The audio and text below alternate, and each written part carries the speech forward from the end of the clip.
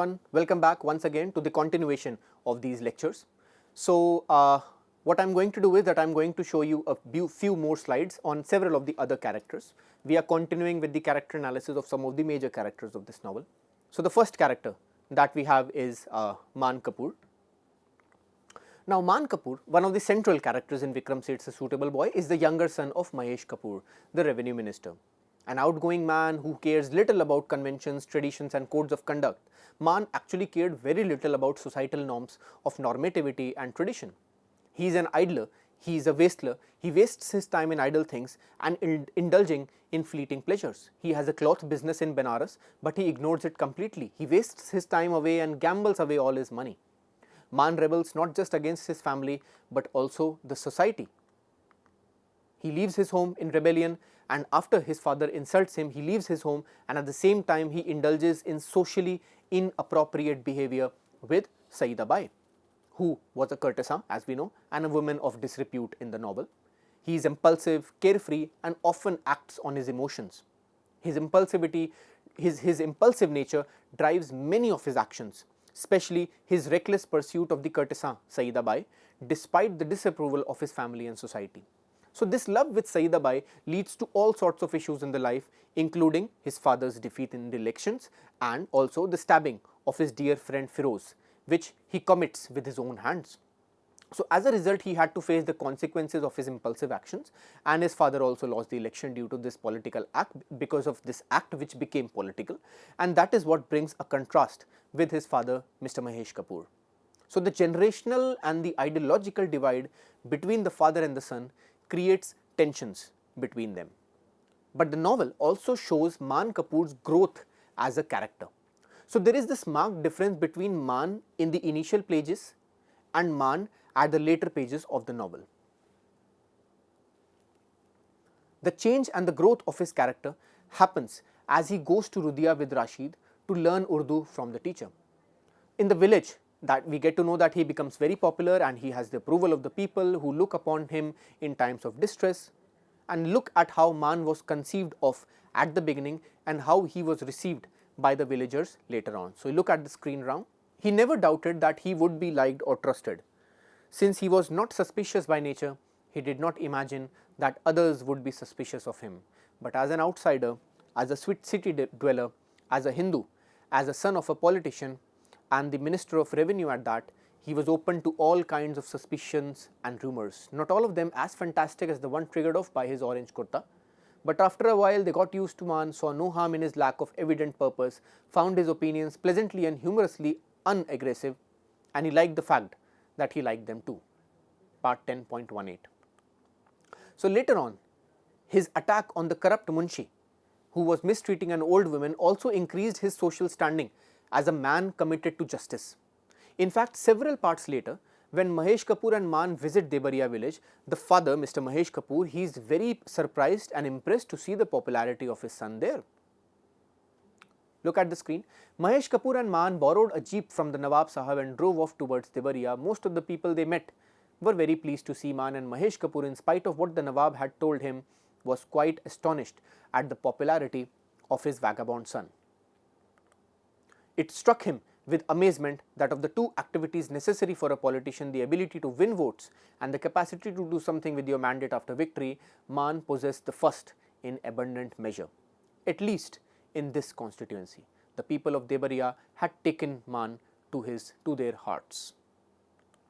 So, this is in stark contrast to the Maan in part 1 of the novel, who was just a wastrel, to the Maan in part 14. So, in between these 14 parts, we see how Maan also develops as a character. It is quite evident through these lines that I just showed you right now. So, we see how Maan grows as a character after he comes to the village.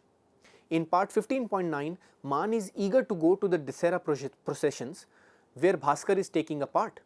He asks Firoz to join him and is afraid that his nephew would be disappointed if Maan didn't turn up for the event. So, therefore, we see Maan getting serious about family affairs in a much more different manner than he was in the very beginning of the novel. Also, he supports his father during their trip to Debaria and offers to help him in his political fights too. So, therefore, it can be said that it is in the village that he changes that he begins to change as a character, and later on, by the end of the novel, Maan begins to understand the value of responsibility and self-control. But it is too late, as his frenzied, irresponsible, wild behavior leads to the stabbing of Firoz. His sexual jealousy leads to the stabbing of Firoz. This also costs him his own mother's life, who dies out of shock and grief at Maan's imprisonment in the jail, isn't it? This act also causes his father's defeat in the elections. So the sexual jealousy of Maan had created a ruckus in his family, which led to the defeat of his father and the tragic death of his own mother. In part 15.12, Maan and Firoz get caught in the Hindu-Muslim riot, which erupted during the Dussehra and the Muharram processions. Maan was spared by the mob as he was a Hindu, and the mob wanted to kill Firoz because of the ongoing Hindu-Muslim riots. However, it was Maan who fought bravely and used his influence to save the life of his dear friend Firoz. Perhaps I can say, and the readers would agree, that this is the reason too why Firoz forgave Maan at the end for his stabbing and saved him from being imprisoned for his act, as Maan also saved Firoz from the raging Hindu mob, which would have surely killed him if Maan did not stop it. Next is Nawab of Baitar, the Khan. The Nawab of Baitar is a minor character, but again he is significant. He represents the traditional aristocracy, the traditional land-owning landed gentry and landed nobility in the post-independence India. So Nawab decided to stay in Hindustan after the partition, though all his brothers, most of his family members have left for Pakistan. But despite being an outdated aristocratic, he is a politically astute person. He understands the need to adapt to the changing times. The Nawab, despite losing out on the big part of his estate due to the passing of the Zamindari Abolition Act, still behaves cordially with Mahesh Kapoor and even offers him support for the upcoming elections. He places his servant Waris as a proxy from Salimpur so that later on Mahesh Kapoor can benefit from it. This is because he too believes that the Zamindari system should be abolished and that poor landless labor should get the land that they have been tilling since generations. So his household and lifestyle reflects this conservatism steeped in the traditions of Muslim aristocracy, with a strong emphasis on hospitality, etiquettes, social hierarchies, but overall he remains a symbol of declining aristocracy in the novel, which is already on the wane in the 1950s India. So while the Nawab maintains a sense of dignity and authority, his character reflects the inevitable decline of the old elite in a newly democratic India. But his sense of dignity takes a beating. Of course, it takes a beating when the news of his past misdeeds comes to the fore. And that is his association with Saida Bai, his morally corrupt association with Saida Bai. Nawab does not like Firoz visiting Saida Bai's house. The readers think that Nawab is upset because of the poor reputation of Saida Bai, but later on, as the novel comes to its close, the reality is shown. Nawab does not like Firoz to visit the house of Saida Bai because Tasneem, the girl that Firoz likes, is in reality the sister of Firoz and the illegitimate daughter of Nawab and Saida Bai.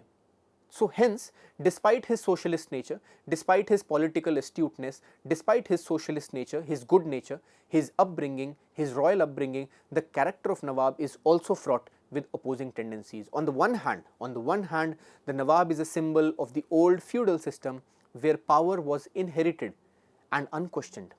But on the other hand, he recognizes the necessity of engaging with this new democratic structure that has emerged in post-colonial India, and one of the best ways in which it is shown in the novel is the passing of the Zamindari Abolition Bill, isn't it? So the Nawab's character reflects the adaptation, I would say, of the old aristocracy, and how adaptation of the old aristocracy to the new political realities, where power is no longer solely determined by birthright but by one's abilities to negotiate and remain relevant in the changing order.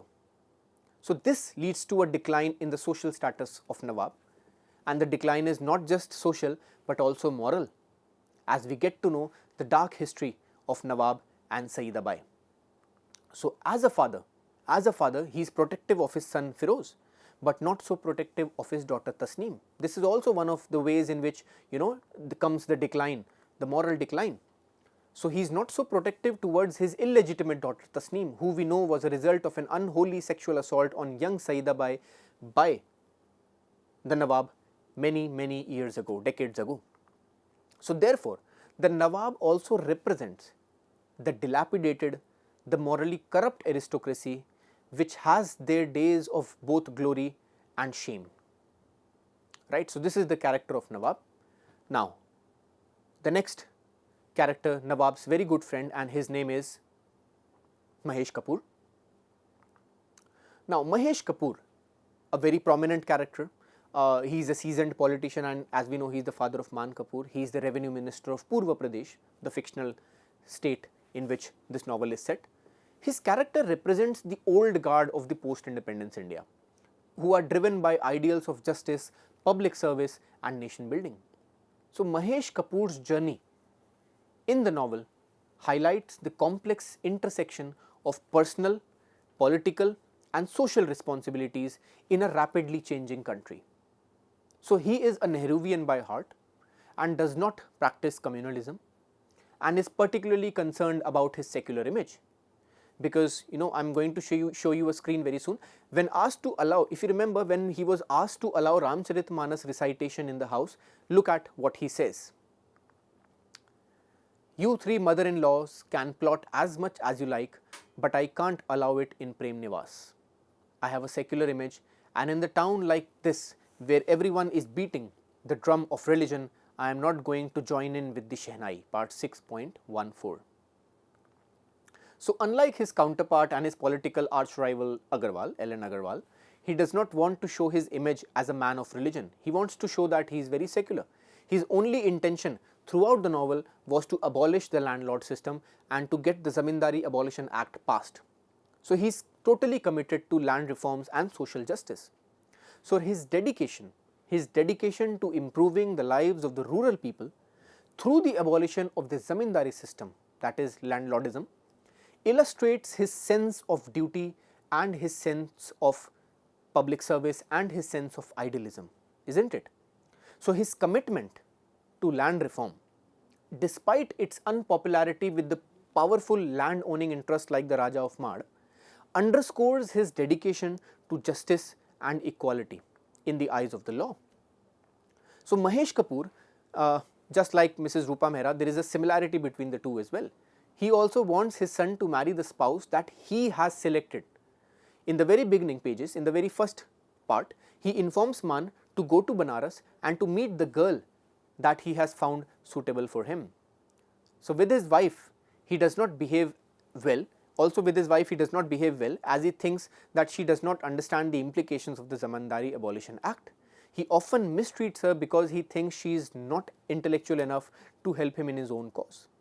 So Mahesh Kapoor is a stark contrast for his family. As for the family, he does very little. He avoids taking direct help or bribing the police when Maan is arrested. He refuses to do that because his ideals, his political ideals, his moral ideals do not allow him to do so. So as a father, he is distant from Maan and therefore does not understand him closely. And just like Mrs. Rupa Mehra, he even says that you too will marry the girl that I will, I will choose, right? So, and even Maan's reckless and hedonistic behavior stands in stark contrast to Mr. Mahesh Kapoor's serious and responsible nature, right? So Kapoor's Kapoor's disapproval, Mr. Mahesh Kapoor's disapproval of Maan's association with the courtesan Saidabai and Maan's general lack of direction further strains this father-son duo's relationship. It is Maan's reckless act that devastates Kapoor and kills his political career once and for all, as it brings in public scrutiny and jeopardizes his political career. But even at times, Mahesh Kapoor appears to be insensitive towards his wife and familial issues. When Bhaskar was injured in the Pul Mela stampede, if you remember, Mahesh did not visit the hospital. So sometimes or most of the times, he remains too busy with the political affairs that he appears to distance his family and ignore everything else. But overall, he stands in stark contrast to the most corrupt politicians like L.N. Agarwal, who is a very communally and a morally corrupt man. But Mahesh Kapoor's career in politics faces a downfall due to his son Maan's reckless actions. So despite being a successful politician, he could not cash on the popularity of Maan in Salimpur, and he could never sense that the servant of Nawab of Baitar, who was placed as a proxy for Mahesh Kapoor, will defeat Mahesh Kapoor in his own game on his own turf. Because as we know, Waris had a lot of influence in that area, and he used that influence, and he used the Feroz Maan episode to gain political advantage, to gain political mileage, and he defeats the stalwart Mahesh Kapoor on his own turf. So that is Mahesh Kapoor's idea. The next character is Haresh Khanna. Now, as you can see on the screen, I am going to introduce Haresh Khanna by describing how he enters the scene in the novel. Haresh was short, well built, without being stocky, fair in complexion, with a squarish rather than an oval face. It had a directness of gaze which she believed was a key to straightforwardness of character. Silk shirt and agate cufflinks she observed to herself. So you see how Haresh dresses up in a bit of a flashy manner. His clothes, his eyes, his demeanor are a bit flashy, but he is a very self-made man, an honest man, a hard-working man, an industrious man. His diction and his accent is also not that fluent like Amit Chatterjee, or even as fluent as Lata. So there is a certain mix of dialects of Hindi in Haresh's speech after he speaks English, and look at this description in part 9.9 of the novel. Haresh, on the other hand, had surprised Lata by his accent, which bore traces both of Hindi and of the local Midland dialect which he had been exposed to in England. Why both her brothers spoke English better than he did, she could not imagine what fun Kakoli and Meenakshi Chatterjee might have made, mocking Haresh's manner of speaking. So therefore, upon their first meeting, Lata did not like Haresh, nor did she feel for him what she felt for Kabir. Also, he works as a foreman in a shoe company and has studied shoemaking from a foreign university. Now, making shoes does not sound as intellectually engaging as Amit's vocation as a very popular and a very cultured novelist, as a poet. So, Haresh is a proud man, he has self-respect, he has no ego in him whatsoever, but he is very ambitious, he has a certain amount of self-respect in him as well, right? He is not very charming in his looks, and he is a bit flashy also, but the mother of Lata likes him very much. So he is working in the leather industry, and Haresh offers practicality and stability, which makes him a good prospect for Lata. Haresh is very quickly able to make a good impression on Mrs. Rupa Mehra, firstly because, as we know, he was a Khatri, and also because he reminds her of his late husband Raghubir Mehra. Just like him, Haresh also was a self-made man and a hard-working and industrious man. Now look at the screen how Haresh has his views about his own job. I'm proud of the shoes I make. I don't like sitting in an office giving orders and expecting miracles. If this means that I'll have to stand in the pit and soak a buffalo's hide myself, I'll do it. People who work in managing agencies, for instance, are perfectly happy to deal in commodities. If you have to do something, you should do it without making a fuss. Part 9.11. So these lines that I just read now, don't you think that this shows that Haresh is very proud of his job, but he is not egoistic in nature? So he has this huge amount of self-respect for himself, right? So Haresh was very energetic, and he remains strong even when he was removed from his very first job, when he resigns. With his skill, resilience and the talents, he gets another job very soon with even better conditions and prospects. And Haresh makes his way in the Praha Shoe Company and very soon becomes the favourite of Prahas. He is given a better social standing than what he was at CLFC, at Kanpur Leather and Footwear Company. So despite being an Indian, the Praha Shoe Company gave him a quarter in their best residential areas, as he was a hard-working man and he earned his self-respect through hard work. He was making profits for the company. So this shows that Haresh is resilient, he has grit, he is skilled as a professional, and also, he's a very meticulous man as well. He maintains a diary, and even, he writes his ambitions, his aims, his goals in the year 1951. He is extremely particular about all his clothes, about his job, about the way he looks, about his shoes, about jobs, and about life in general. So in part 16.13 and 16.14 of the novel, he even invites Mehras for a lunch, if you remember. So it was a very elaborate lunch, and he wishes to impress everyone. And Haresh goes to great lengths to impress the Mehras and Lata. He goes to great lengths up till the last details to ensure that the best services are given to Mehras at the Praha Club, where he has just got a new job, right? So he even attempts to meet Arun and Meenakshi again and again, because deep down he knows that they do not like him, and he even gives up eating pan because he knows that the Mehra family does not like his eating pan. Now look at these lines on the slide to understand the character of Haresh Khanna. I have talked to Arun and Meenakshi a few times on the phone, although the line from Prahapur to Calcutta is not as clear as it should be. They have promised to make some time to come for dinner sometime in the near future. You will be glad to know that I have given up eating pan. I was warned by Kalpana that a family does not think it attractive. I hope you are impressed by all these efforts of mine to Mehraize myself. He says to Mehraize myself in part 18.18 of the novel. So, Haresh tries to Mehraize himself, cast himself in the same mold as the Mehras, but without losing his individual personality. So, he does whatever he can to change to fit to the expectations of Lata and the Mehra family. The other two suitors, as we know, Kabir and the other one is Amit Chatterjee, may not do this for Lata. Haresh is therefore a stark contrast. He is therefore a stark contrast to the more flamboyant, intellectual, cosmopolitan and sophisticated Amit Chatterjee, who is his rival suitor. Right? So, Haresh in part 16.22 of the novel misunderstands the words of Lata in a negative way. There is some misunderstanding, and Lata used the word mean for Haresh in a playful and a funny manner, but perhaps Haresh could not, because of the cultural difference, because his English is not that pure, not that anglicized, he mistook it for a negative word and left the house in anger. But later on, when he realizes his mistake, he comes to Lata to ask for forgiveness. So this shows the human nature of Haresh, and that he makes mistakes, but he is more than willing to rectify his own mistakes too. It is, however, his frankness and the sincerity of his nature which draws Lata towards him, and that is why she chooses Haresh as her suitable boy in the end of the novel. Now, so the idea is that in A Suitable Boy, the novel by Vikram Seth, there are loads and loads of characters, right? So, the novel's sprawling narrative includes numerous minor characters. There are dozens and dozens of characters who, while not central to the main plot, they still contribute to the rich tapestry of the Indian society depicted in the story. For example, some of them are, if you remember, the maid servant of Saidabai Bibo.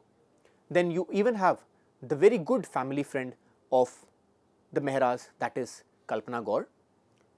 If you remember the musicians, Ishaq Khan and Motu Chand, the two musicians, the sarangi player, the tabla player.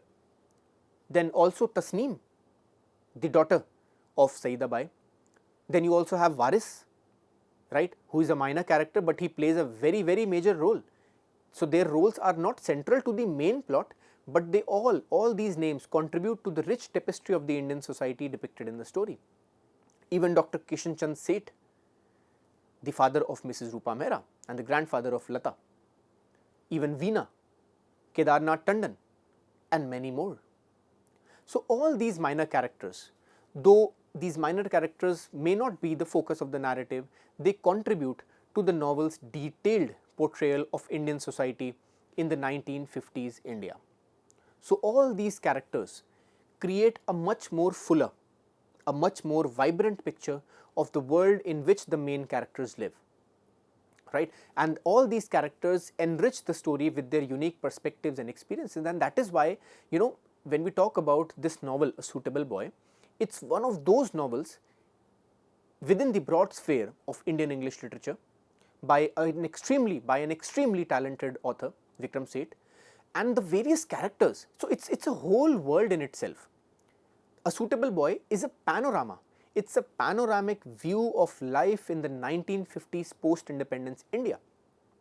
So from representing realism to the quasi-historical realistic analysis to representing and narrating and creating the nation, these characters and the narrative is something which is absolutely, I would say, it's a whole life in itself.